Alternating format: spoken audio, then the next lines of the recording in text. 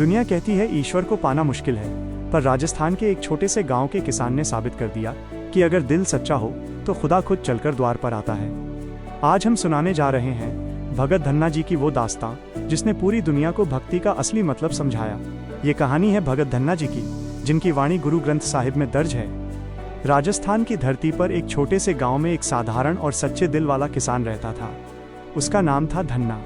वो न तो कोई बड़ा पंडित था और न ही कोई विद्वान।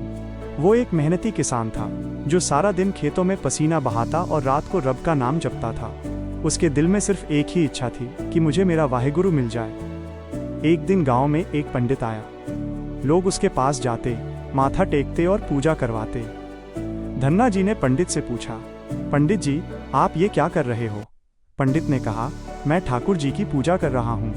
अगर आप इन्हें भोग लगाओगे तो ईश्वर खुश होंगे और आपकी हर इच्छा पूरी करेंगे।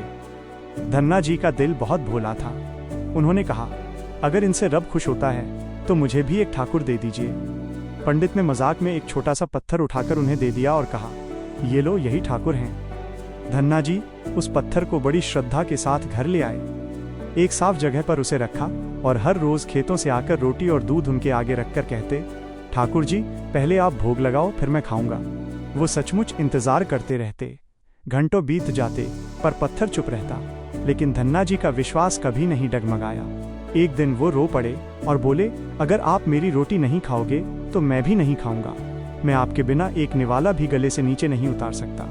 उस दिन से वो सचमुच भूखे रहने लगे। एक दिन बीत गया, दूसरा दिन बीत गया। वो कमजोर होने लगे पर अपने वचन से पीछे नहीं हटे। उनका विश्वास पत्थर में नहीं बल्कि परमात्मा में था। वो सच्चे दिल से अरदास कर रहे थे। कहते हैं कि जब भक्त की पुकार सच्ची हो तो ईश्वर को भी आना पड़ता है।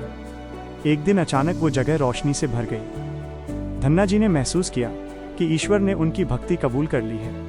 उनकी रोटी की लाज रख ली गई। धन्ना जी की आंखों में खुशी के आंसू आ गए। उस पल वो समझ गए कि ईश्वर किसी पत्थर में बंद नहीं होता, ईश्वर तो सच्चे दिल में बसता है। उस दिन के बाद धन्ना जी और भी विनम्र हो गए।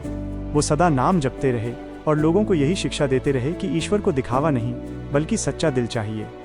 आज भी गुरु ग्रंथ साहिब में दर्ज उनकी वाणी हमें यही सिखाती है कि जहाँ सच्ची श्रद्धा होती है वहाँ ईश्वर खुद प्रकट हो जाते हैं।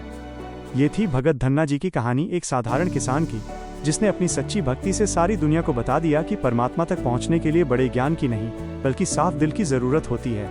उम्मीद है यह कहानी आपके जीवन में भी विश्वास की लौ जगाएगी। चैनल को सब्सक्राइब करके अपना प्यार दें और कमेंट बॉक्स में वाहेगुरु लिखकर गुरु साहब का आशीर्वाद प्राप्त करें। धन्यवाद।